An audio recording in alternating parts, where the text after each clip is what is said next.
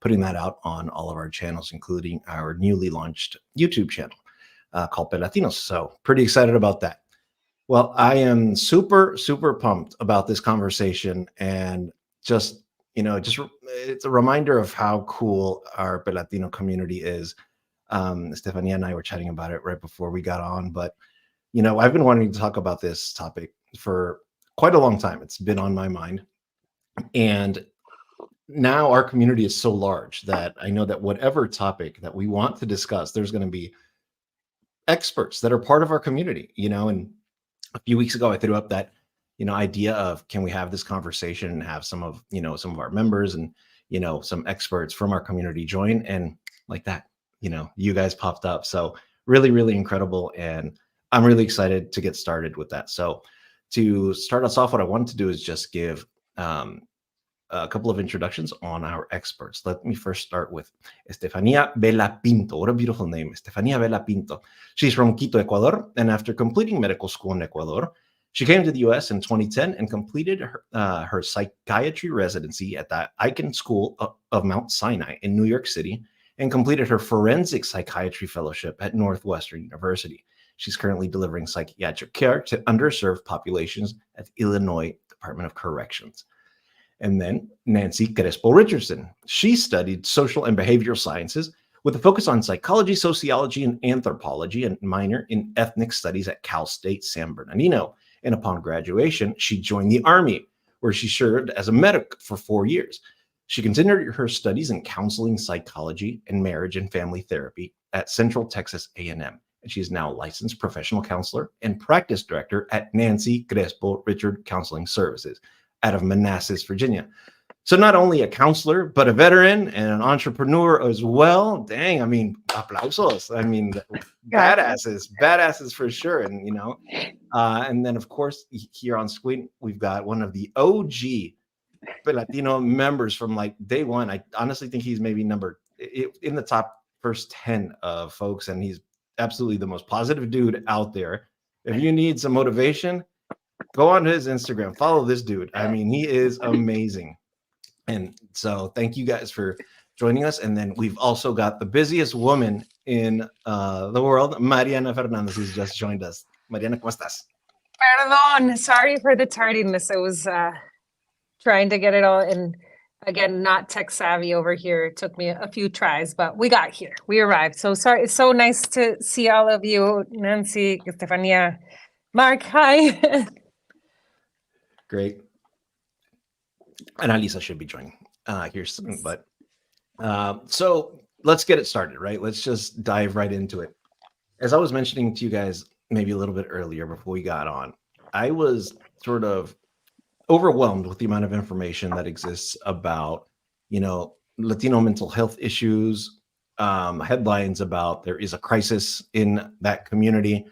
And I did come across, and I don't want to just focus necessarily on these statistics, but I found them quite shocking, to be honest, because I didn't have any idea about this.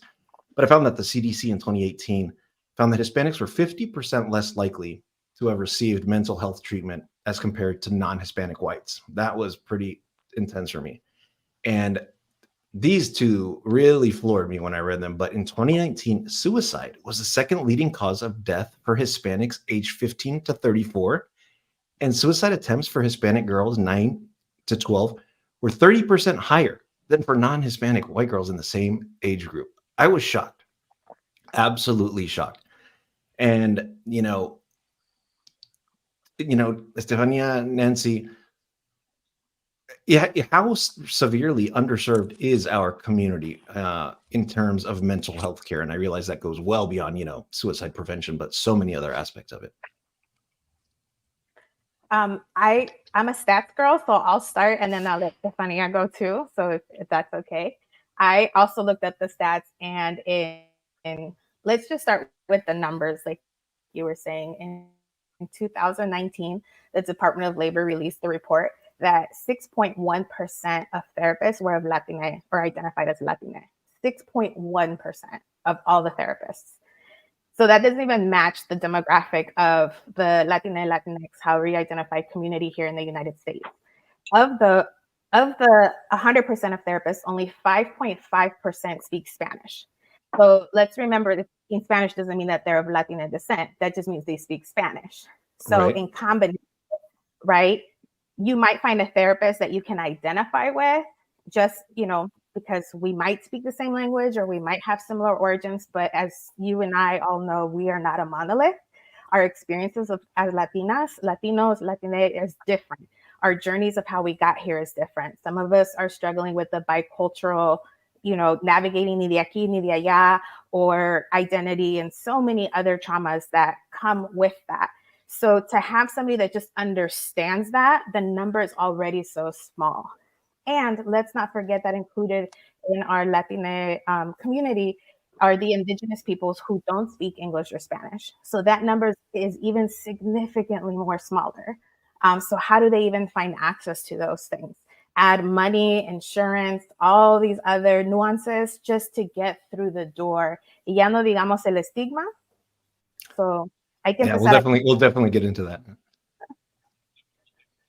Stephanie, do you want to talk on that? Say a little bit about what Nancy was saying. If you ever want to look up just basic information, there's a NAMI called the National Alliance on Mental Illness. Their numbers is basically any Latino between the age of 18 to 25, only half of them, if not less, get access for severe mental illness. And when I'm talking for severe mental illness, we're talking schizophrenia, bipolar disorder, anything like that. So it's incredible.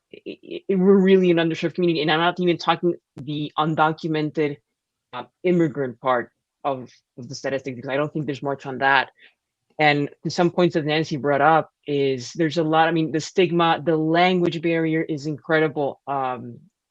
Thank you, Victor, for your introduction. I train in New York City. I train in Elmhurst Hospital. So it's smack in the middle of Queens. And I remember my third year, I did a lot of outpatient treatment.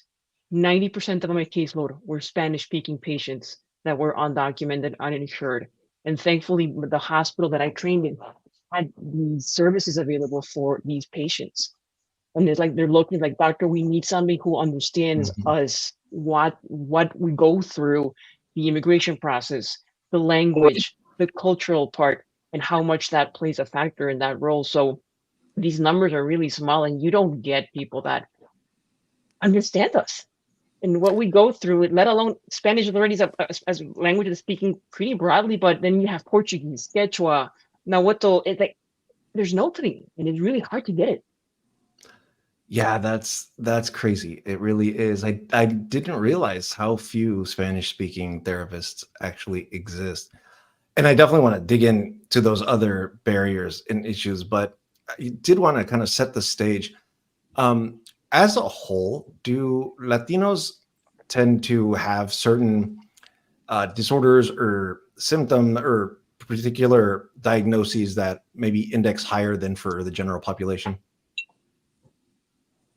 In terms of psychiatric diagnosis, normally if you've ever heard anybody, I remember my family member saying, "Oh, la abuela tiene un ataque de nervios."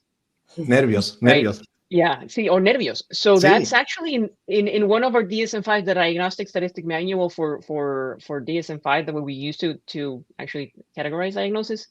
It's there, and all of our tests have a 23-year-old Latino woman that comes with ataque de nervios, so you know that it's your token Latino case.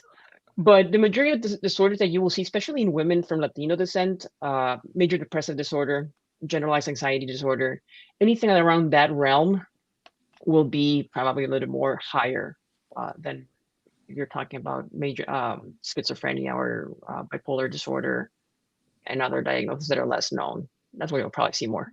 Gotcha. Nancy? I see a lot of anxiety, depression, PTSD. It's just that we don't talk about PTSD. And like Estefania was saying, ataque de nervios, I hear a lot of susto as well, which is our words for PTSD. So I practice actually from a decolonized lens. So I try really hard not to put labels on my clients or put these diagnoses. But as I'm sure Estefania knows, we have to in order for billing and in order for people to get care. If we do not give you a diagnosis, you cannot access care with your insurance. So that's what makes it another barrier to access. So I have to jump on that. You said decolonize. I'm sorry. I'm sorry. You Sorry, said Victor, the other interesting part that I was going to say, sorry to interrupt, was that because of or therapists in general that don't know the cultural background, is they would come and say, okay, I'm coming have with these anxiety symptoms that might be culturally appropriate, but they might overdiagnose you with something else. And you might get treatment that you might not necessarily need. Ah, Yes. Yeah, so it goes the opposite too, because of the lack of cultural understanding. got it. Got it. Nancy, you just mentioned the word decolonized. Can you expand upon that? And just, I've never heard that in terms in this. Can you kind of help define that for us? So there's a big movement in psychotherapy with BIPOC, Black, Indigenous people of color. We're trying to move away from a medical model that kind of wants in and out. We call it more of like the McDonald's of, mental health, trying to get people in and out. 10 sessions, we get you out. We're treating the symptoms and we're not actually treating the root causes. We've always had healers in our communities, and that's what we're trying to go back to, is our ancestral ways with a lot of the medical knowledge that we have now. How can we combine the two while still staying true to our cultures and our identities? And I think that's what, addressing what Estefania was saying, because we have these tradiciones, these rituals, sometimes we get overdiagnosed with things because we have a spirituality that they do not understand. So I've had people when they're están de luto, when they're mourning and maybe they feel a connection, like even things like Dia de los Muertos, like it was so stigmatized and we were being diagnosed for seeing hallucinations, delusions, when really these are our cultural practices. Got it. Wow, that's absolutely fascinating. Now, I got to be honest. I've been wanting to talk about this more in depth with the community because it's come up in a number of comments, in our community. Mariana has spoken about it, within classes, and I'm fascinated by the topic of mental health and mental health care. But to be totally transparent, I've never been to a therapist. And my sister will say that I need it more than anyone she's ever met. And she'll proudly say that.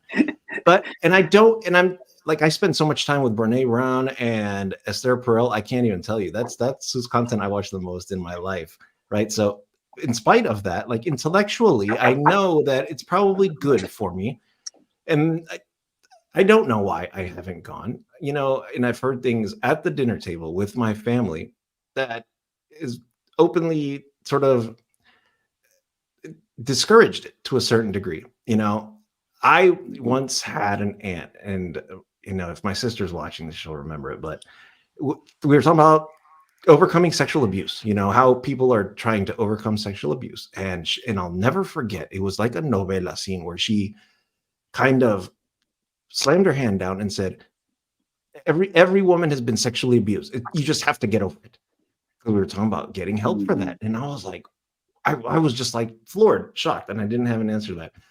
So yeah, I'd love to hear about the stigma. Mark, even though you're the most positive person, and I don't think you've ever pronounced a negative word, and I want to hear about what you've heard about, how you've confronted that. Absolutely. Ana Lisa, then you, I would love to hear from. Gracias, Victor. Sisters, brothers, pleasure to be with you all and share in this space. Thank you so much. Muchas gracias.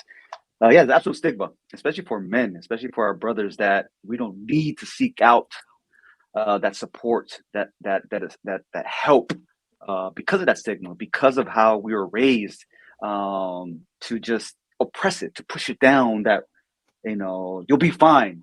Stop crying. Suck it up, etc. Since we were little, and that stigma has existed that we not know how to ask for that level of support. And going through, teenagehood, adulthood, finding spaces that will just really break down those barriers of being okay asking for help, being okay to seeking out support, being okay searching for a community that you can lean on, for that level of just wellness, and specifically around mental health. And that stigma is real, specifically with Black and Brown brothers, that we just do not seek it out because of how we were raised since we were so young. And like you, Victor, being around those stories time and time again from youth that we just don't talk about it. That's something that, you know, as kids we don't ask about. And I remember vividly, can go on and on about stories. But really, you know, as an adult, trying to really just kick down those barriers and really advocating for it's okay to really seek out support, seek out therapy, seek out counseling for whatever we are going through. So yeah, that stigma is very real. Absolutely. Yeah, it was crazy. Very recently, I asked my closest guy friend, the guy I speak to the most. I asked him, so how are you doing? And I mean, like, no, but how are you doing? And he's like, no one's ever asked. Ana Lisa? You know, for me, it's you kind of like justify your anxiety, you justify your OCD, you justify all of these things, because for me, my mom was like, pray it away. Ay, vamos a orar, mija, y se te quita. And I'm like, no, like this requires some additional support. It's more than just praying it away. And we finally, my brother and I have gotten to the point where we've talked to her enough. So now she understands these are like conditions. It's the same way that we get on the bike every single day or every other day. You need to take care of your mental health as much as you need to take care of your physical health. Those two things are not independent from one another. She has now gotten to the point where she's seen a therapist and she's like, why did I wait so long? I'm like, I have no idea, mother. You've traumatized me for half a century. Go, we'll pray it away. No, mija, vamos a orar, mama. She really felt, you know, because of the way she was raised, her history, that we could pray anything away. El Señor nos va a ayudar, blah, blah, blah. But I'm like, no. And another thing is, we don't need to hit rock bottom to feel like we need to go out and seek help. A lot of times you think, oh, well, I'm okay, I'm managing stuff, but I feel like we're juggling knives. If anything drops, that's it, we're done. But you don't have to hit rock bottom to be like, you know what, I need to talk to someone to help me manage with my day-to-day, to help me be a better mother, to help me be a better sister, a better boss, a better employee, a better everything. Like, you don't have to be like at the bottom to seek help and to get better. It's just like working out. Like, you don't, I see it as like one and one. If you're taking care of your physical, you need to take care of the mental as well. And it's, I think a lot of people don't see it that way. So, yes. Wow. Beautifully stated. I had not thought about it in the way you just expressed. You know, it makes you a better person in all the circles that you live in. Absolutely. Because, you know, you can't for everyone else if you can't be there for yourself first. Like, I cannot lift you, I cannot support you if I'm not comfortable with who I am.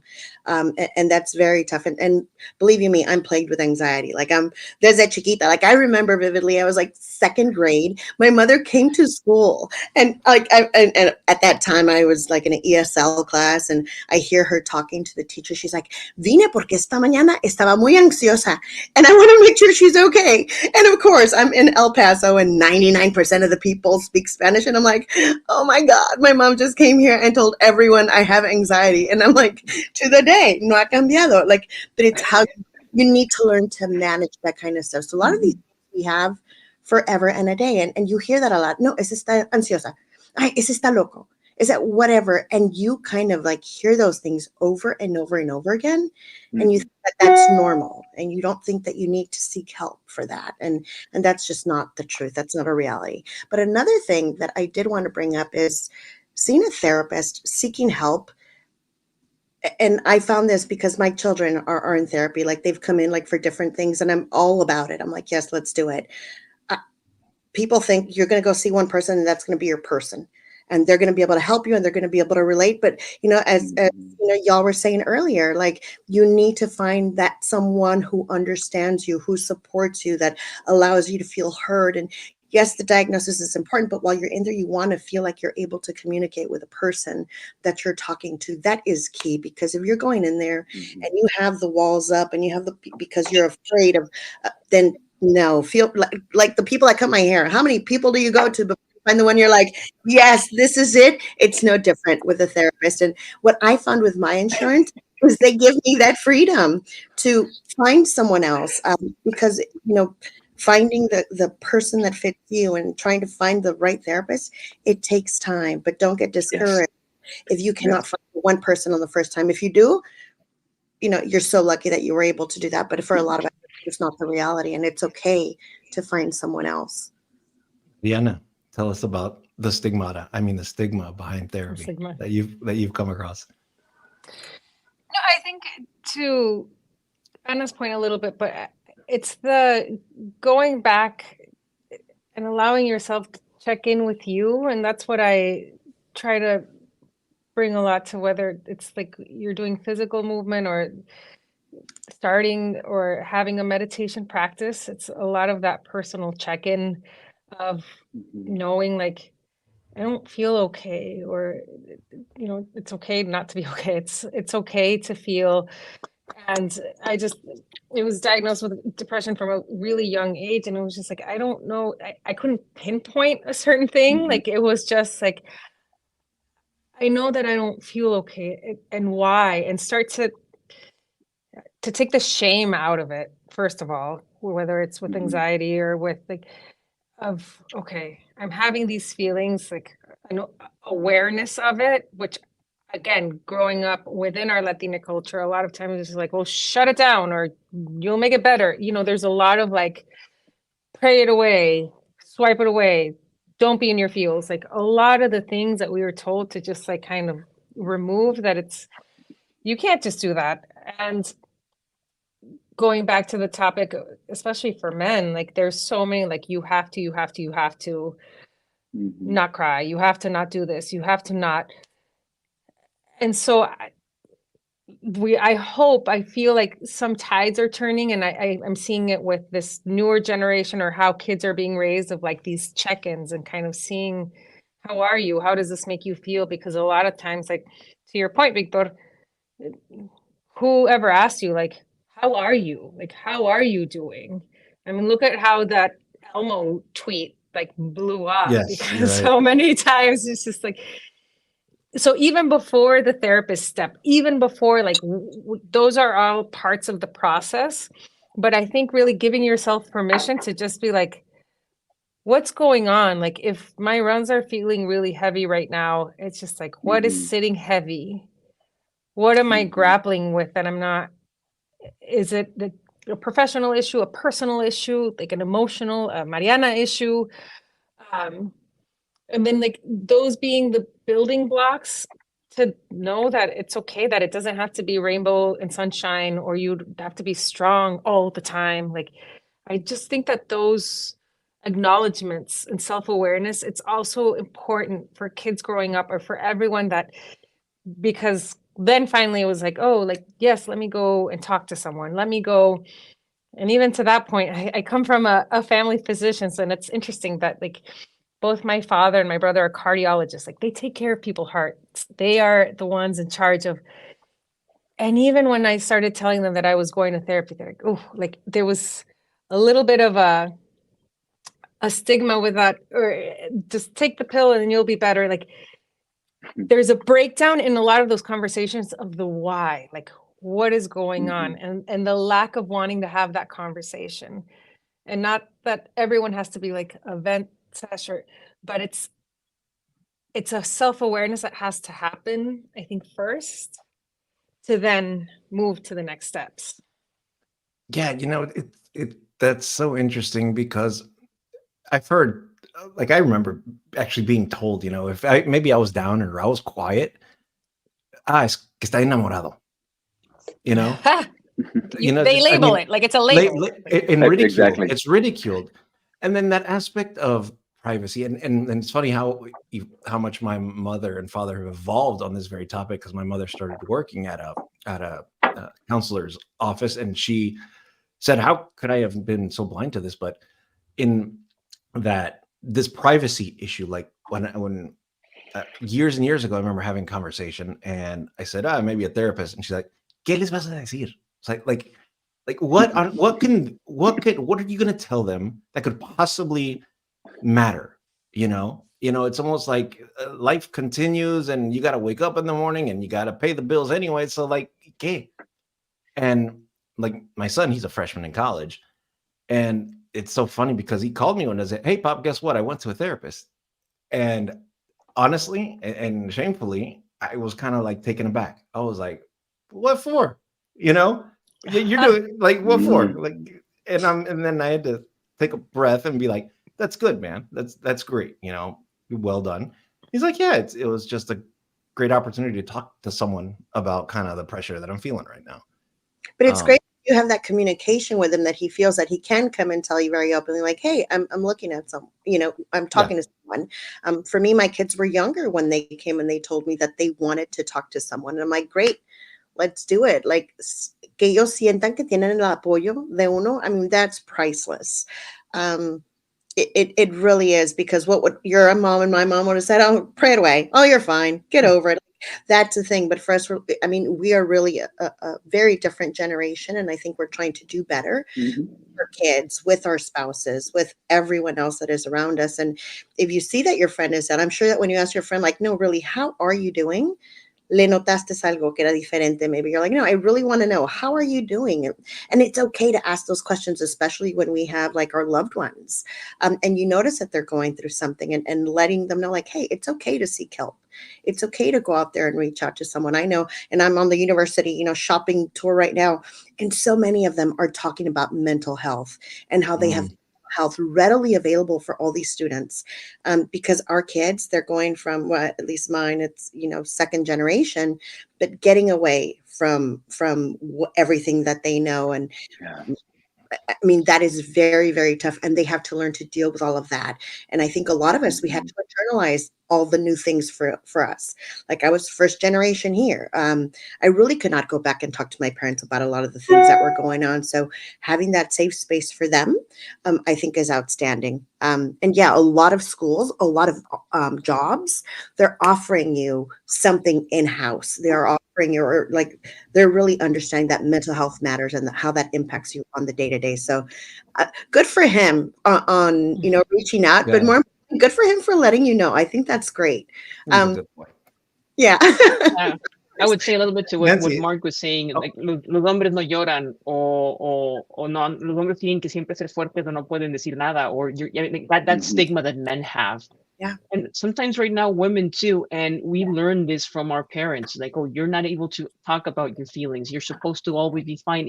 Even in the Latino community, you're supposed always to be sparkly and happy and rowdy. It's like, no, it's okay for us not to be okay, in the sense of, I need help, recognize when we need that help. And actually, the first step is recognizing, okay, I'm not okay. Why is it that I'm not okay?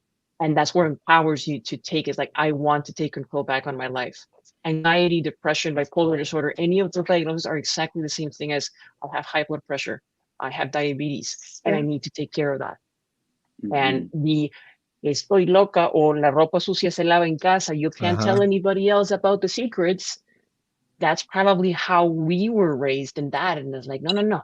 God forbid somebody knows that you're seeing a psychiatrist. What are they going to think about? It's like, no, this is what we need to talk about and why.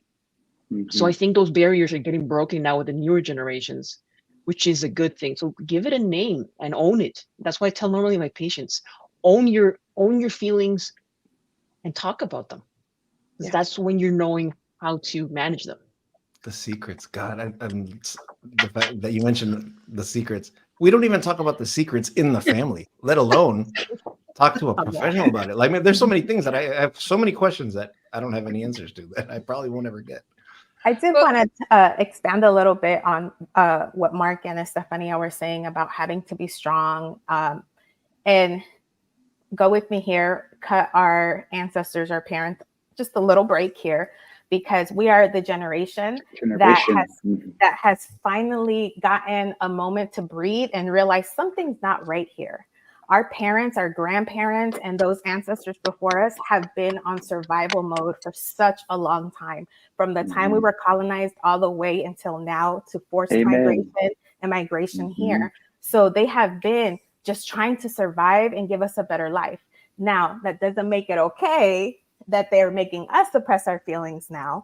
But I think kind of understanding that it is scary when you have to open up. And there's a lot of things that they haven't opened up to us or to anyone else about it. And there's this comparison, like, I went through all of this. What could you have possibly gone through that, you know, you can't tell me, or that is so bad. So I think there's hay falta de psychoeducation. You know, even when we're talking about feelings, we don't have the language around that. You're asking your friends, how do you really feel? And I know when I show my clients the emotions wheel the first time, it's overwhelming. They're like, I didn't even know there was so many emotions. Yeah, pick one. Let's explore these, because people automatically go to sadness, anger, happiness, fear, like your basic four. And there's so much more, empezando con lo más lo básico, in order to get to the deeper things as well. Yeah. I'm so glad that you mentioned that, you know, and I have to jump in with that because it's a discussion I've had with my wife a number of times, in that, you know, one of kind of my own barriers to seeking therapy was kind of on the flip side of what you just said, in that I don't want someone to try to tell me that everything is my parents' fault. There is like a guilt and shame of like, you know what? They busted their ass and they did their absolute best. And I'm a grown ass man at this point, you know, and if I just don't, because it would feel like I was, you know, criticizing them, and that just doesn't sit right, you know. And she's like, that's probably pretty, you know, happens quite a bit. I'll tell you what, though, like for my son, when he goes, sometimes they just have those conversations. So I don't think it's blame in any way, shape, or form. Pero hay tantas veces que él me habla, and I might get emotional here, and he'll be like, you know what? She asked me to ask you something. And they're not saying, oh, well, it's obviously your mother because da-da-da. It's have the conversation of why, you know, something happened that might be triggering you, that may have impacted you. And when we have that conversation, at least the first time that we did, he's like, okay, I understand where you were at that point in time. Now I get it. And now I'm able to deal with that. So it's not about them, you know, culpa de mamá, culpa del papá. It's helping him understand what was happening at that point in time, what might have, like, whatever. And that it's just incredible. And we had that conversation, and I was at Ulta and I was crying because, you know, he and I'm like, you know, the fact of the matter is I'm a much better person today than when he was a little boy. Like, if I knew that, I tell my kids all the time, and this is maybe why grandparents are better than parents, because they've learned, ya de viejos ya saben más, and they understand more. I think that's why it's better. It's not because, oh my God, you know, you were awful with me. They recognized their faults, recognize their issues, and they know how they could, what they could do to be better.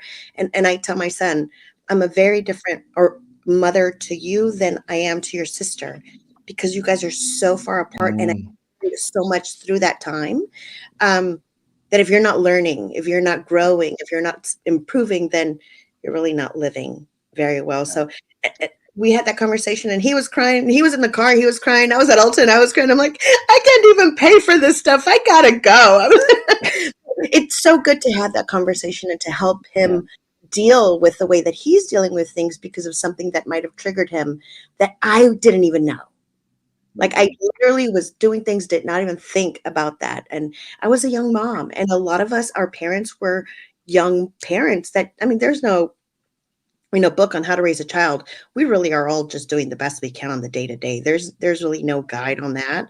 I'm so glad you brought that up. I'm going to stop you right there as a professional, just because I hear that all the time. And we talked about taking our kids to therapy, and I'm guilty. I'm a therapist that will not see children. And I'll be honest as to why I don't see children. I don't see children because the parents don't want to do the work. Having children in therapy is a systemic issue, and we need to have the family system in therapy so that we can make it's okay to have differences of opinions and to go on their own. And not every session is going to be a family session, but to better understand each other and to pick up the tools to communicate. So how do we do that? The reason you're coming to me is because I hear it all the time in therapy. Los niños no vienen con un manual. Kids don't come with a manual. And I tell them, you're absolutely right. But there is thousands of books out there on parenting. And if there's a book that has changed my life, it was The Conscious Parent, because it taught me that I had to work on my stuff in order for me to be a good parent. And it also helped me understand where my parents were coming from. That doesn't mean my parents and I do not have issues, because we're in the thick of it right now. But, it helped me understand that. And it helped me heal myself while I'm healing my future generation. Y si por si acaso, I'm able to heal my previous generations as well. But I have to heal myself first. And I tell my clients, I tell everybody all the time, the reason I'm a dope ass therapist is because I wanted to be a good mother and I wanted to be a good wife. Nancy, if I may speak to your previous point around trauma, and specifically generational trauma, that is real, especially in our community. My family has been situated in Phoenix, Arizona, when I was Mexico. And the traumas that they endured from segregated Phoenix in the 1920s, 30s, 40s, and what they experienced and passed on from generation. And to your point, not knowing what to call it. They know they experienced it. They know they were bullied. They know that they were, jumped and beat up, et cetera, for being brown, for speaking with an accent and not naming it, suppressing those emotions, and, whether it was the men or the women, having experienced that cycle. And then as us, this generation, creating the space for just to have the conversation that, Ama, abuelita, it's okay to talk about it. What was it like? What did you experience? Share with me so we can continue to educate future generations, to your point, because we know what you experienced was not, it was very much injustice and racist and segregated, city that we were. But what can we do now to help this system break these cycles, to educate what's coming behind us? So great point. Just wanted to echo that. Thank you for sharing that. Yeah, it starts with psychoeducation and just having the language. Let's start, like I say, with the basics, having that language. I said earlier on the chat, our parents couldn't give us what they didn't have. And a lot of our parents didn't have the language for this. There wasn't, we just got the label of Latinos, of Hispanic in the 80s, right? So like there wasn't even the language to what to call us as a community. So imagine racism, prejudice, stereotypes, those are words that have come out just, in the last, 50 years. So our parents didn't know what to call these things. And our parents didn't have also emotional intelligence because nobody taught them that. They were in survival mode. So we are now building this new conscious awareness of having emotional intelligence. And we're all babies in this struggle. We're all babies and learning to walk in this. Even myself as a therapist, I tell people like, hey, I'm learning too. So I think just giving ourselves grace, porque también once we learn something, queremos el cambio así. We want everything fast. And I'm sure as Mariana knows, like when we're working on a new pose, we don't get it. Like we see how it's done and we're like, oh, I see, I can do it now. No, it takes practice. Yoga is a practice. Mental health is a practice. That's great. And a little bit to what Nancy was saying, Victor, with learning, right? Our in the education of mental health, of what it is, how to recognize. I see that a lot of in our culture, there's a little bit what Nancy was saying, healers, how our faith actually is involved in this. And this might be a little bit of a sour topic, but certain faiths or certain, I guess, beliefs sometimes not frown upon, but make it a barrier to go to mental health and to recognize these type of issues. And it's just education. You don't have to label it. It doesn't have to go against your religion or your belief, but we have to recognize that something is not right here. And if something something is not sitting well with you, despite what you believe, you start questioning it a little bit and saying, hi, this is not fitting with what I'm thinking or what I'm feeling, and explore a little bit out of that, because I've noticed that community is like, oh, no. I remember a patient that I had a first psychotic break, and unfortunately their family were thinking that he was possessed, and they were not wanting to get mental health. It was to the point that the kid, stopped eating. It was a pretty sad case, but it was a lot of education to the family. I'm not negating your background. I'm not negating your religion, but this is something a little bit more than just. So it's a lot of education for people kind of have see a little bit out of it. Y también lo que la gente no sabe es que, like the Catholic Church, before you can even perform an exorcism, the Catholic Church has psychiatrists, and they do a mental health check to make sure this is actually a spiritual thing, a mental health thing versus a spiritual thing, because they don't want to cause spiritual harm on that person. So I think there's a lot of things too that we don't talk about. Talking to your priest or talking to your pastor can be therapeutic as well. Sometimes we just need that space, like you were talking about, Victor, that privacy, donde puedo ir a desahogarme, to just talk about something and know that it's not going to leave this room. You just have to hear it in your outdoor voice instead of in here all the time. And I guess, Nancy, now that you see it, in a way, we are a way of a priest, because I have confidentiality things that I have to follow. I can't disclose things that my patients tell me, unless it's obviously danger to self or others, right? Otherwise, I guess, your 21st century way of priesthood. Curanderas. Yeah, I don't know how to put it. Healers, or healers, yeah, secrets you're too. healers. Yeah. So I think that inspires, something that I've been wanting to ask about, because like I am kind of worried also for this younger generation. While it seems to appear that there is more and more access to mental health care, there seems to be a lot of more access to misinformation too, and self-diagnosis, and TikTok psychiatrists and TikTok counselors. And, I recently heard a podcast where it's like this generation, they self-diagnose 3 different syndromes at the same time because of a few TikTok things. And that's got to be dangerous. That social media obviously puts such an enormous amount of pressure on young people these days. These images of fake success, it's got to be overwhelming. But yeah, this sort of self-treatment via TikTok, what have you guys seen around that, and how big of a problem is that? It's scary, the misinformation out there. I know that there's probably a couple of months ago, there was this trend of like, everybody wanted to be diagnosed with borderline personality disorder. It's like, kids, it's not fun to be diagnosed with borderline personality disorder. That's not a flag that you want. Or it was either that or dissociative disorder, like what we call multiple personality disorder. And it's like, no, let's educate a little bit more.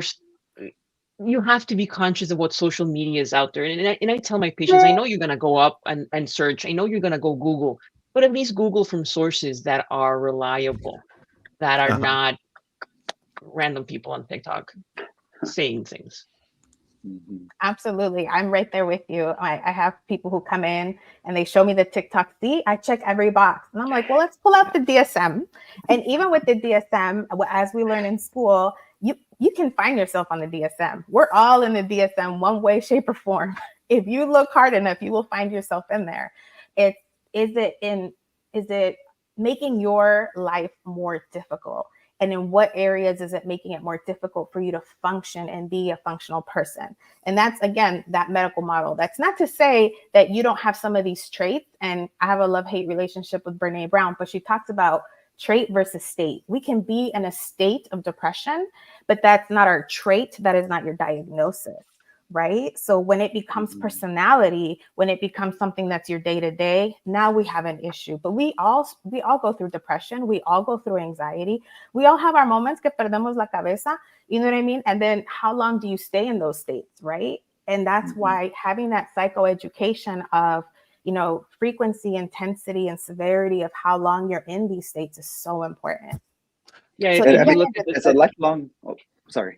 If you look, sorry, Mark, if you look at the DSM-5, the DSM-5, and I tell these patients a lot, because it's like, okay, I'm coming in anxious, and it's like, guys, I'm anxious on a daily basis. I'm sad. So let's recognize normal emotions first. It's normal to be anxious. It's normal to be sad. It's normally to be like the emotion wheel, right? All of those are normal. It's a spectrum. However, when you look at it, it's like, okay, now I've been sad and I'm not functioning well at work. I'm having problems with my partner. I'm not going well in school. My grades are dropping, or I don't want to go out and do my regular hobbies. And this is now going on for more than 6 months. Or, okay, that's when we say it's causing problems to your daily functioning. That's when we get worried. So it's not that, okay, I'm one day depressed and now you have MDD and you need to go to psychiatrist and fill you with pills. No, it's a combination of factors. And so that's something important that we have. It was interesting recently. I got to work with do an event with NAMI for their future generation leaders, and in the prep work with them, because I feel like the pendulum, again, generationally, they are so aware, they're so cognizant, and you have, it was really nice to see these up and coming young adults who were so on top of it and were taking on these leadership positions, but also to be able to speak to them, to your point, Estefania, like a lot of these terms are so easily thrown around now to the self. And so whether it's OCD or the narcissism, you start to see a lot of that. To your point, sure, there's tendencies, or you may feel like a certain type of way. I'm anxious too on the daily, like it's just, maybe it's New York City, I don't know. But on a consistent basis, like what shows up, and it was a conversation in that sense of like, all right, so that we don't just TikTok diagnose everyone around us, that we're so hyper aware that these things exist. Like, how do we still hone in and leave the experts to do the actual diagnosis? And to that point, Mariana, I just wanted to add, I mean, as an educator, firm believer in lifelong learning, and Victor, thank you for purposing by naming it, self-diagnosis and going to social media. But also, as we are on our lifelong learning journeys, we turn to YouTube and sources and to do the self-diagnosis, whether it is through a credible, credentialed individual professional, mental health professional, and I have that. Oh, that is me. Oh, wait, and going to sources, though, just being mindful on how we're filtering, whether it is an influencer or a professional, just advocating, to seek a professional and ensuring that they had the credible sources, credentials, and sources that they're utilizing in their work. And most of us can tell the difference between an allergy, a cold, and a flu. And we think we could self-diagnose.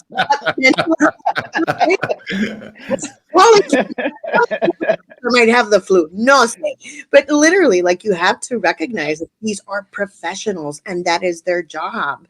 And go talk to them, and don't be like, I think I have this, because no, they're going to ask you specific questions and indulge those questions. Like they're trying to get the answers to treat you with whatever you might need. My dad specifically, for him, any mental health equals que estás loco. No, well, you can't go because you're crazy. And it's not about that. It's learning how to deal with whatever you have going on. Like if you know that something triggers you, like something that I learned was counting. And I think we do it quite a bit, in some of the meditations where you're like, you count and you hold your breath, and that helps so much when you're feeling like a moment of anxiety or a moment of whatever. They teach you all sorts of things to deal with, things that you might be going. It doesn't have to be a pill. They walk you through addressing and dealing with your emotions at that moment. And it's, again, the older generation that's always assuming what getting this care is going to be. But it is very specific to each individual person. Just like anytime you go to the doctor, every single care that you're going to get is specific to you based on everything that you have going on in your life. And I think that's important for everyone to understand. You're not always going to end up with a pill. You're not going to walk out and you're going to pill. Yeah. They might give you the tools for you to feel better and help yourself through whatever challenges you might be going through.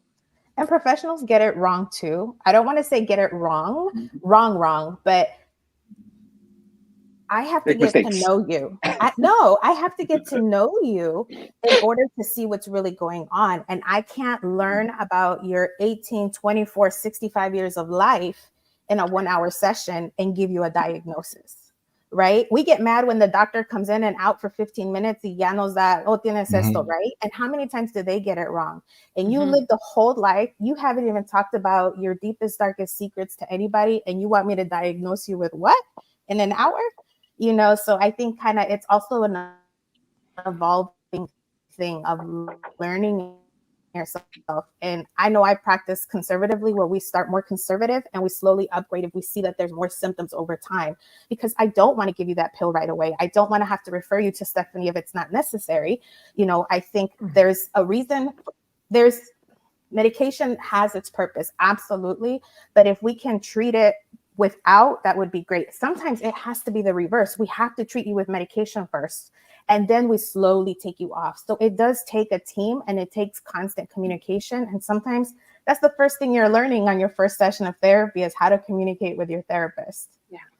Yeah. To complement a little bit what Nancy's saying is, I love when I get to work with a psychologist because we work as a team in the sense that I don't do necessarily the same that Nancy does, right?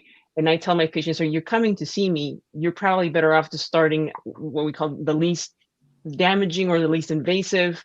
And it's therapy is going to talk to somebody. It's going, I tell them, okay, we're onions. We're going to start peeling layers one by one. It will take time. And there's some days that you're going to walk 2 steps forwards and 1 step back, but that 1 step back will get you there slowly. Now, when there's some biological models that when you're talking about more serious mental illness that need medication. Mhm. And it's hard sometimes for some of the patients to accept the fact that you might need medications for a long period in your time in your life, but there's also ways of working with that. Yeah. So it's very much understanding, again, going back to education, right? The more educated you get in your symptoms, in what you have, the more power it gives you. So it's working with Nancy has a set of skills that I don't have, and I probably have a set of skills that Nancy doesn't have, but we complement each other, and that's the good thing. That's why people have like, I would love to tell my patients, hey, here's a pill. I'm gonna make myself millionaire because this is the happy pill for everybody, and nobody has problems in them or anymore. I would be out of business pretty quick. So therapy is work. You have the patients also have to put work in it, and otherwise you're not gonna make. What's you what's have to be- what's so crazy that you have all have mentioned education, learning, education about having the ability to express these things, but there you don't get emotion or therapy class in high school. You've got to become a full ass adult, dealing with some stuff before you even maybe have the discussion about seeing a therapist. Well, you say that, but now elementary schools are kind of implementing that. They are. Middle schools are implementing that. My daughter just had a wellness day this Wednesday, where I mean, literally, they're Right. addressing this now. Like we didn't have that, and I think this is why the next generation is going to be so much better because now they're starting a lot younger. They understand the importance, just like they have PE. You need to have a mental wellness day as well, where you have different speakers come in them and at the different ages. It's amazing. My daughter goes to a school that goes from 6th grade to a senior, and they separate these classes because obviously what a 6th, 7th grader might be going through is a little different from what a junior and a senior is going through. So they do have this now, and it's not an option. It's not a class and it's not an elective. The entire school will participate in these. Then they'll go back to their classrooms and then they'll have additional open discussions. Or, luckily they have enough counselors where if you just want to talk to a counselor, you could go talk to your counselor. So that is something great that I have seen that has changed that boy, you and me didn't have. And now I'm like, gracias a Dios. Like, because really you're waiting until you're an adult and you're trying to raise a child. And it's like, what am I doing? Like, I wish I had that book when I was 23, and I was raising my son. I did not. I was like, okay, he's out. What do we do? We feed. You're not thinking about all these other things. But again, you learn, you grow, you educate yourself. And that's why I'm a better mother with my daughter, who's like 8 years apart than I was with my son, because I was like, something's got to give, something's got to change, and it has to start with me. It's incredible what is available out there to kids now. It's really good. There is, Ana, and just to add that there's still a tremendous need, not to disagree with you at all, especially in the higher education space with our college students. And Victor, thank you for sharing that for your, about your hijo. There is still a tremendous disconnect with our college students, specifically our gente, in receiving mental health services. There's been a tremendous push around funding, providing resources to our campuses, community colleges, universities, both public, private. However, there's still a tremendous disconnect and gap for our students to receive and seek out. And that's just one factor. That doesn't, having the education again for our faculty, staff to advocate for our students to go seek out that level of support, from those resources, those services that are provided on campus, and then advocating for more and additional services to support our students. So, Ana Lisa, thank you for sharing that. At the early grade levels as well. And once you're senior, and just like once you're an adult, nobody could force you to go to any of these things. When you're starting and you're in a younger class, you have to choose that you're going to get help. The same way I'm going to choose to make my annual appointment, to get seen. But guess what? When you go there, they're like, oh, by the way, you need to go see a specialist for your colonoscopy because I'm a certain age, and your mammogram and all these things. So when you're saying like you go to, it's great that you have a team, so you could go to Estefania, you could go to Nancy, and you work together to help someone out. It's the same way with your mental health. They may be like, oh, I think you need to see this person over here, but you need to take the step yourself. Nobody can force you to go to therapy. When you're in college, they let you know, hey, it's there, but you have to choose to show up. You have to choose to be there. And we have to make it okay for our kids to reach out for that help. Like, hey, like a lot of times we'd be walking around. I'm like, is this here? This is the center where they could come and get help. And over here, these are the snacks. Like, you need to make sure that you equate the importance of that mental health and, learning where the standard nurse's office is and everything else is. So it's not I went there and I don't know how you're going to feel about it kind of thing. Well, and I think a lot of what we've hit upon, even in this conversation, we're talking about separate generations, but I'm curious to Mark's point, because what you're hitting on, we have this, like, this is absolutely not an issue. And now these kids growing up with like a very different, but because I've been wanting to ask Victor, like he is so well-versed, he's well-read on mental health issues, but I'm bringing this up because he couldn't be here today, but like even Ratty Lopez, like he's brought it up recently. I think that there is this kind of gap that does exist. And this is what I wanted to ask Victor, is like, there's an awareness. We know the importance. We get it. We are advocates for it. But I don't know if there's still like a certain specific generation where there's either shame involved in it, or I get it, it's important, but I'm still not going to do it. And I think that's a very like niche point of like a complete acknowledgement of how important this is, but also like a disconnect of why am I still not doing this? So I want to bring it back to Victor. Yeah. I think, and it has to do with, some of the things that I brought up earlier is like, I think through it and I'm like, ¿qué me van a decir? La verdad, o sea, because, and it's a discussion I've had with my wife, but in the sense that like, it's almost an extra. It's almost a nice to get done. Maybe if I'm not making sales goals, then I don't have time to be worried about anything else. If I'm not, making very clear steps towards a particular promotion, and I'm seeing that is the thing that is stressing me the most. If I don't feel like I am doing enough to help support my retired parents, or helping my kids, it almost feels selfish. It almost feels like it would be nice to have the flexibility and the time to dedicate to that,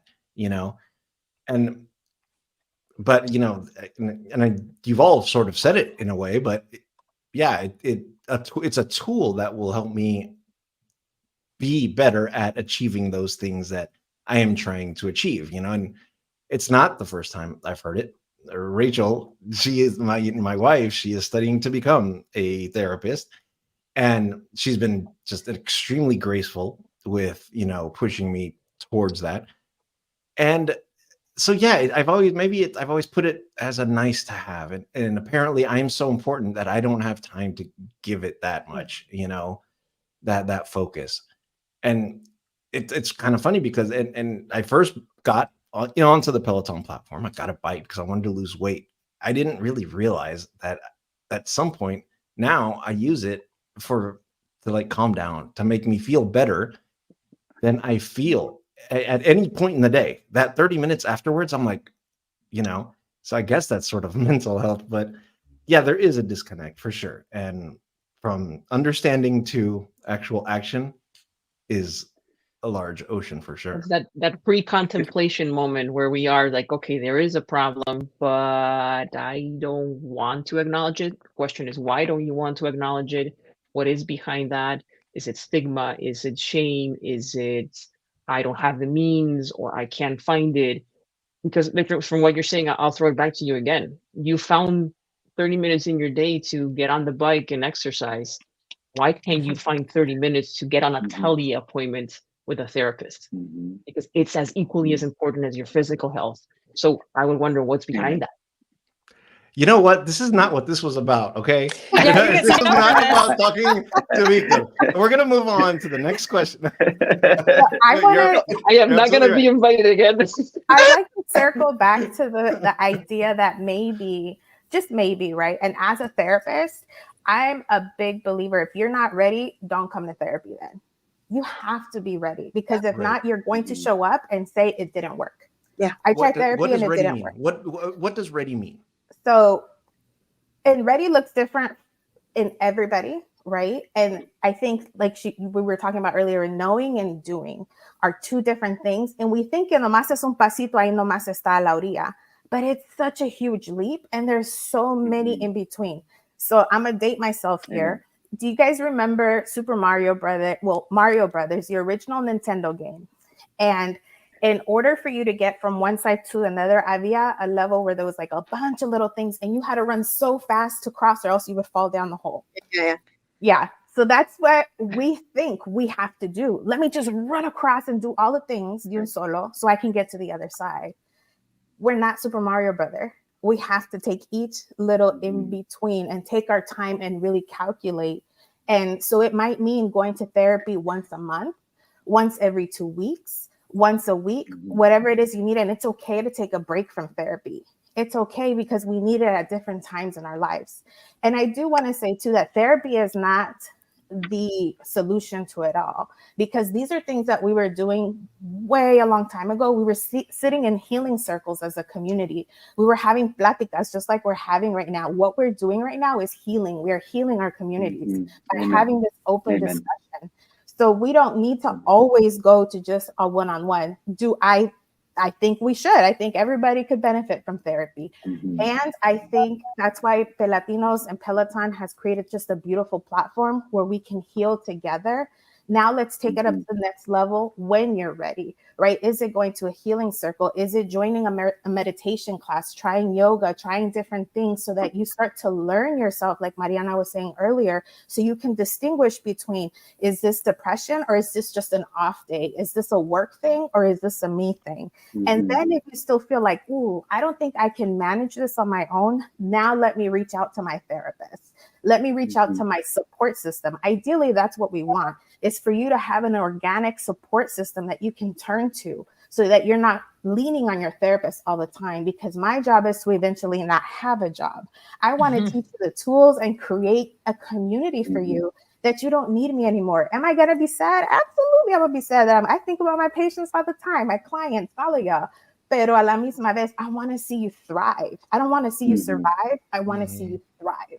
Amen. Amen. Nancy, if I may add to that, I believe that we are in a, especially as gente de raza, from brothers and sisters, that we are in a state of healing. It is a journey from generational trauma, childhood trauma, professional and personal traumas that we are navigating, that we are in a state of healing. And what the modalities are, Peloton, a community, a plática, calling a homie up, whatever that space that we need, if it is our therapist, our go-to, that is what we need in that moment. And believing, that the space that PeLatinos had created, early on to find, as movement as medicina here, believing on focusing on that mental well-being through movement. And while I am an advocate, staunch advocate of mental wellness, mental health, and really trying to role model for my brothers and sisters, blood and community related, that it's okay to be vocal and to seek out that support, but that to role model that, hey, I'm doing this too, and I'm going to be vocal about it. I'm going to share my experience with you so we can break down that stigma. We can break down and show others that as brown men that, hey, we can be okay not being okay, and going out and seeking support that we need, whatever that modality is. That we need at that time, therapy, Peloton, community, etc. So thank you for stating that. Yeah, and for Mark men, was saying, like, it's sorry, definitely go ahead, got, Victor. yeah, it's definitely got, because for so long, I think so many of my contemporaries, so many that had or in my same career path, the way we, I think, sort of soothed was getting together, not talking about anything more important than soccer and drinking. And that's it. And then just drinking. And then, you know what? Drinking again, and just numbing, I guess, and never addressing shit. It's ridiculous. And that's what I was going to say. There's a lot of times when you're like, oh, I've had a hell of a day. I need a drink. Do you? Yeah. I mean, right. And that's not what it should be. You should, and this is, so for me, you have to get to the point where you're starting to be reflective. Like, I'm too old not to be reflecting on the way that I behave with certain people, on, my reaction to others doing something. And that's when I take a step back and I'm like, this is what I need help with, because I cannot help myself through that. And that's when you see a therapist, and it could be, you could start once a month and kind of just get the conversation started. The same way you're like, hey, I'll meet you at happy hour. You'd be like, hey, I got an appointment in an hour, and it's going to make me feel better at the end of the day. And I guarantee you it does, because once you're done with the drinking, guess what? You're like, oh, you're back at it, and you haven't addressed the issue, the stress, the whatever it is that got you to that point. I think that's why a lot of us, during the pandemic, we're like, you're home, you're stressed, you're dealing with like all of these. It's like, no, there are other ways or other avenues for you to deal with the way that you're feeling. And therapy is a great way to get there and to kind of get past that. And I will tell you, for therapy in addition, and I want to just maybe, because sometimes immediately we go into, what can I take off? What's bad for me? What if we just added things so that then so for example, what if you decided, before I start to drink, before I go have a beer, let me go ahead and do a meditation, or let me do some breathing. And then if I still want to have the beer, I'll have the beer. Or let me grab my journal while I drink my wine. So it slows down your drinking, but it also gives you a moment for you to reflect. Mm-hmm. And then now you actually have something to talk about in therapy, if you decide to go to therapy. Porque inmediatamente you think that that's what I'm going to tell you, or what Estefania is going to tell you. Take this off of your life. And that's why a lot of people don't want to come either, because you don't want to hear that. Right. But let me just change. that you can add. It's creating that awareness of what is sparking this behavior, and why am I doing it? Why can I change it? And to Nancy's point a little bit further, they said, okay, yeah, you can start with therapy once a month, but it's also, remember, we don't have any expectations as people, as patients. You're stepping in here to tell us something. I'm not expecting A, B, and C from you. I'm not here to judge you. You're here to tell me something, or what's happening that you need help. So I think there's also that situation is a little bit more of my own personal history. I have my own therapy, thank God. And it's sometimes I dread going, because I know I have to work on things. It's not nice. So it's scary. It's scary to think that you have to confront some of the things maybe you already know about yourself. Yeah, or actually the person who you're seeing is actually bringing it to light. And I'm like, the light bulb. Right. But it's like, now I have to do this, and that to solve this, and that, because we can, as Nancy was saying, we cannot just tell you, hey, stop talking to this person in your life, or stop doing that, or make this person go away, because that's the person that's causing me the issue. Like, no, I mean, we can teach you tools, and you need to learn to manage it and everything. But again, therapy is not necessarily fun. You have to have that space. You have to have that. I need the help. I want to go. And I need to put the work. I need to put the sweat. Like we put the sweat in our runs, in our bikes, and everything. We need to do that too for therapy. Well, and it's an ongoing also. I'm even seeing it with my mom now, because she decided to go, and it was something specific. And she's like, I just feel like I'm harping on. And I remind her, I was like, you can talk about other things. Like, there's other things that happen in your life, and they might sound trite to you, but by you bringing them up, and just the daily, like whether it's a conversation with my dad, or other ones of us, or your grandchildren, like certain things will start to, you never know. Because even like a couple of months ago, I was just like, I have nothing to talk about. Like, I didn't know what I wanted. And just in having a conversation, something came up and it was like really like a light bulb moment to your point. I was like, oh, like certain things will start to surface the more that you give way, that it doesn't have to like you go in on with one agenda. Yeah. Like it's an ever evolving, moving thing.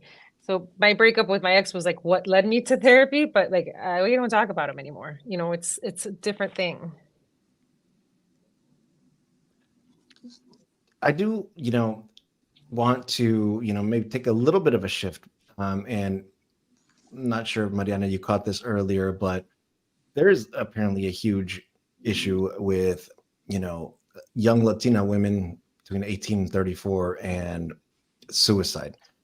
I think I have like if I put in my mind the image of a modern Latina who sort of falls into that category, something tells me that there is a special amount of anxiety or pressure on that person that maybe some others don't, experience. Because I feel like if you're the youngest daughter in a family, in a family from immigrants, there's an extra special amount of, pressure on you, because not only do you have education, career, then you better be getting married, and you better be having kids, and then remember you're going to take care of your parents.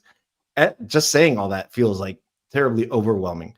But can you speak a little bit about the unique sort of experiences that Latina women are having today? I mean, it's funny you talk about the pressure of the little one. I was like, where's the middle child syndrome in this? Because I saw that is my Well, all middle children are messed up anyway. We all know that. So I was like, I never felt seen in my family, so I guess that's why I'm here.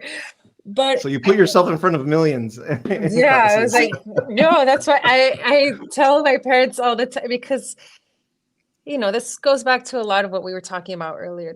They did the best with what they had and there are things that I've brought up to them, and there are things that I'm really grateful at this point as an adult now knowing. And then things that came up when I was an adolescent that I was like, what? Like, I'm clearly working through this. And,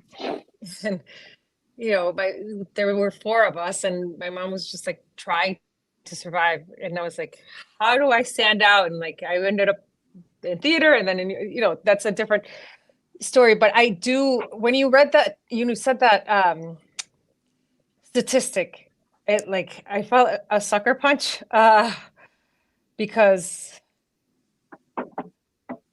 being in that time frame and having been in a really difficult place, when sometimes there is like circumstances attached to your upbringing. There's, you had to come out of the woods or overcome certain things. But I also came from a place of a lot of privilege. So it was like, why the hell am I feeling like I don't want to wake up tomorrow? Like, what, why is that something? Like, how did I get here? Yeah. Because there's a lot of good, and I can objectively recognize it. And so I don't know, like, I don't, beyond going into diagnosis, like, is it a personal thing? Is it just a chemical imbalance? Is it also, to Anna's point of like getting to rock bottom with something that was just like the wake up call of like, so with the statistic, I'm curious to see like where all they land or what the nuances are, because you said it and I was like, damn, like, and there's no easy fix, but I wonder why. Yeah, I think right, the expectations, a lot of us are living behind screens and seeing, and everyone always shows the happy path to everything. Oh, I'm doing great in school, I'm doing great in work, and I have all these friends and I'm having so much fun. You hardly ever see the struggles that people go through. So when you're, and in my 20s is when I grew the most. That is when you're really discovering who you are as a person, as a woman. And when you're feeling like you're not measuring up to your peers because you're really focused on the social media, and then the added pressures, because with my mom, you have to be the martyr. No, pues es que lo que hace una mujer. Like you have to be taking all these things on, and it's the expectation that you're doing everything, and that you have to be successful in everything. Where for me, like I wasn't seeing everyone else succeed in everything that they were doing, be the perfect mom, the perfect wife, the perfect employee. And now that's all you see on social media. You see all these influencers, and I feel that happens to be that age range where a lot of these people are looking at a lot of that, and they can't see themselves there. And if you're not successful, then, I mean, I saw this a lot, in Korea when I lived there. There was a lot of very young professionals that were taking their lives because of the stress, that they could really not live up to the expectations of the family. And they're very much like us. You take care of the family. I mean, the similarities were amazing, and that's why I loved living there. I really felt like I was at home, even though I was thousands of miles away. But the pressure on not just the young women, but the young men and the professionals, because it's that pressure that you feel to be something that you can't be. And it's, if you're not getting to that perceived success, it's just the worst. And I mean, you had like multimillionaires that were taking their lives because of that. I mean, it literally was everywhere. If you didn't get into school, that's it, you're done for. Over there, it's like the one school, and if you're not in, you're not in. It's so many things that we have out there that we don't think are putting pressure on ourselves. And why do I feel that way?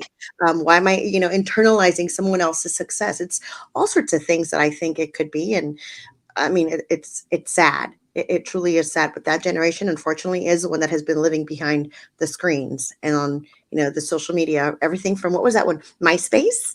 I think I was just right past the MySpace, but that's when it started. They went from MySpace to like Facebook and the Snapchats and TikTok now and everything in between. It's tough. It's very, very tough to measure up to.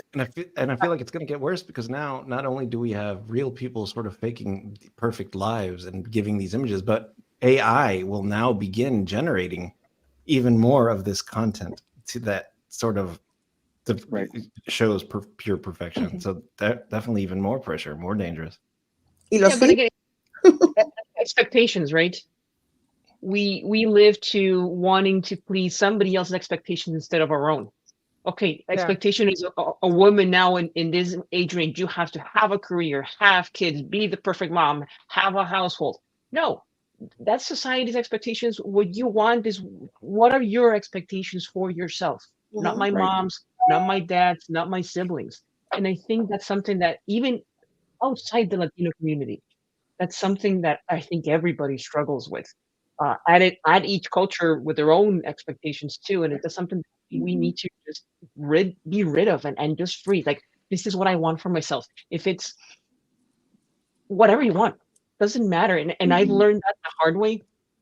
You can pivot, you can flow like water. Otherwise, being rigid is not gonna get you anywhere. And expectations can change with years, with wisdom, with what you're doing, where you're living.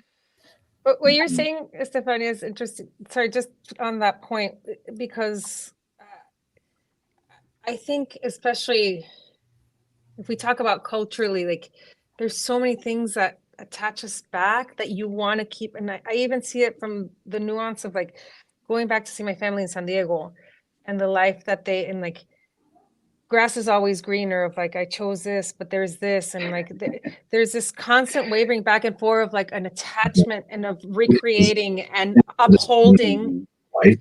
But and also like it's almost an extra. It's almost a nice to get done, maybe. If I'm not making sales goals, I'll have Do you guys hear that? it's almost an extra. It's almost a nice to get done, I maybe. don't know where that's coming from. Trying to figure it out. It's almost like a replay of what you're talking about. That's weird. Okay. Yeah, Mariana, my to that point, going home to Phoenix, and my mom, I love her to death. She still thinks I should go pursue a law degree.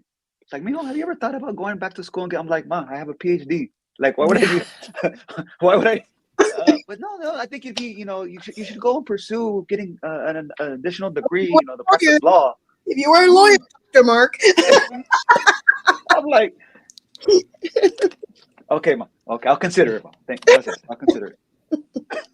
Add that to the list. I wanted to touch back a little bit on like going back home, but also expectations. And I think this is what therapy helps us kind of reinforce in us, is that we come from collective communities. We want to still make our families proud, our cultures proud. And I hear it all the time, especially with first gen and second gen, is that, our parents came this far, so I have to get that PhD. I have to get this.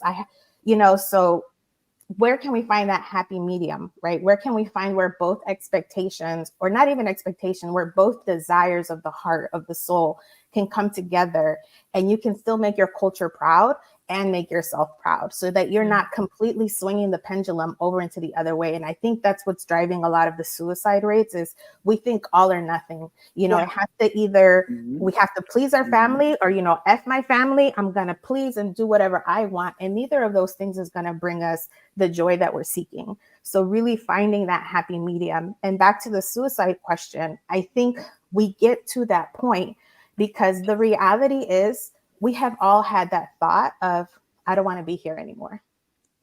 And the reality is like, why would you want to be? I think about 2024. Why would I want to be here in a world where it's hard to be a brown woman, right? Where I'm constantly, the autonomy of my body is constantly in question in courts, where, what I should be doing is being dictated by everyone else except myself. Yeah, I wouldn't want to be here either.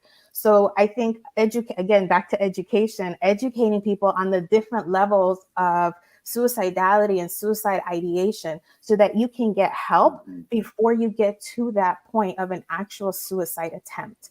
And the reminder for those who think that there is a stigma to that, just because you bring that to therapy to somebody like myself or Estefania, that doesn't mean we're going to put you in the hospital right away.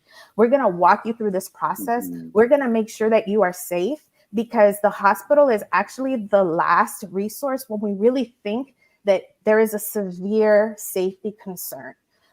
That's why family systems are so important. Who can we call? What friend do you have? Who can do I need to call you every morning to make sure that you are still with us? Because sometimes that's just what somebody needs until we can get you out of this dark hole, and we can get your mind to start changing those thoughts of not wanting to be here to being here so you can strive and thrive. Yeah. Thank you for that, Nancy. Again, just to add, this journey that I am on personally on my mental wellness, I still have my cloudy days. I want to be in a space of thriving. I want to be a space of shining my light with others. And I know how important it is to role model and normalize these conversations that we're having, especially for our brown sisters and brothers, those that are, in our village, in our community, our circles, that we are having these conversations. Continue to advocate, but also role modeling, like, look, this is what I'm going through, and this is who I'm talking to in order to get to this space of thriving. Again, I know it's there. I've seen it. You can do it.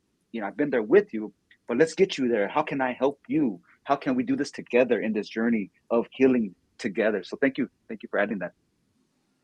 And I think as parents, we need to see how we can do better with our kids. I personally, and Mark brought this up with your mom's like, well, what about a law degree? And Nancy brought it up too. Well, why not this and the success? I had a very vivid conversation with my son, and I kept on, oh, well, you have to have this job, and you have to make this much money, and you have to do this. Like, I was putting all this pressure on him, and he's the oldest, so he feels a different kind of pressure, like to be the one to kind of like represent and really like do what he needs to do.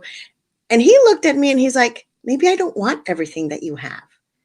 Maybe I just want a simpler life. I was like, oh, mind blown. That I'm like, I've worked so hard. Like, I'm like my parents, right? I walked in the snow for 50. But for me, I thought like the next generation has to be better and has to do better and has to be like more successful. And everyone's level of success is different, and everyone, how they want to live is different.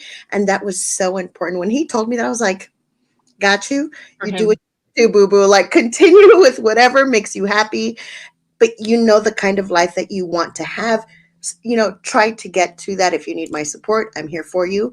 But me, I was pushing him like, oh, well, when are you going to get a law degree? Same thing. Like, oh, you have to do this and you have to go and get your master's and you have to do this. And he's like, no, that's not what's going to make me happy at the end of the day.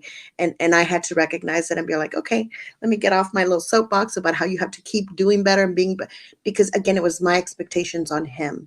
And that is really, really hard as parents to not put our expectations and our additional pressure on our children. And gracias a Dios, he probably went to see his therapist and he's like, this crazy woman over here, she's putting her expectations on me. But I think now that he has someone that he sees that he's comfortable with, that will make him a better parent. I wish I had that, when I was young, that I felt that I could do that and talk to someone about all of these things, all the pressures that I felt, being the invisible middle child, and how I felt like I had to stand out and kind of talk to all that there. So it's just, we need to make sure that we recognize what our family did to us, and then we have to do better with our kids and the younger generation. Because believe you me, Mariana, when all your littles see you out there they really register that, like all of your nieces and nephews, they are seeing that and they're like, that is great. It's amazing how much our kids mirror what we do. It's incredible. So just remember that when you're talking and you're just giving a comment about, no, pues ese está loco, your kids are really internalizing all of that. And a lot of times is why they don't want to go to therapy and get the care that they need, because they feel that they're going to be judged by us. And I've always said these 4 walls should be the safest 4 walls where you feel like you could come and ask for anything. And we're there to support you every step of the way with whatever it is, school, mental health, physical health, whatever. Like that's what we're here for. Wow. Well, guys, we are at time, but I gotta say that this met every possible expectation I could have possibly had on how this conversation went. I didn't expect to get so deep into me, but I have to tell you that I feel smarter about it and I feel more open about it. And funny enough, Mariana, you said something just a little while ago when you talked about you came from a place of privilege and how could I be feeling this? And you really touched on something that really clicked the switch for me, because I have felt so many times, how dare I? It's this, how dare I feel down, and I can, it's weird how I can almost catch myself thinking back and how many times I've ridiculed myself, and when I don't want to work out, oh, it's because you're just a punk, and just beating myself up about it, and then second guessing myself. So I'm going to meditate on it more. I know I will get on it and we'll do that work. And we've got so much more on this, I don't know if you guys caught, but that I did mention, maybe we can talk about imposter syndrome. And Nancy corrected me. She's like, hey, hell no. Imposter syndrome takes a 2-day session in a conference room, especially Latino imposter syndrome. So maybe that's something that we take up on the next one, but this has been absolutely awesome. I'm so glad you could all join. Thank you so much for taking the time. It's recorded. Please go to our YouTube channel, share it anywhere that you guys want. I think it's really, really valuable. Thank you, Victor. Thank you, Victor. Thank you. Thank you, guys. Gracias, Victor. Gracias, Un sisters, abrazo. for the Yeah, space. thank you for the space, guys. Bye-bye. Un abrazo.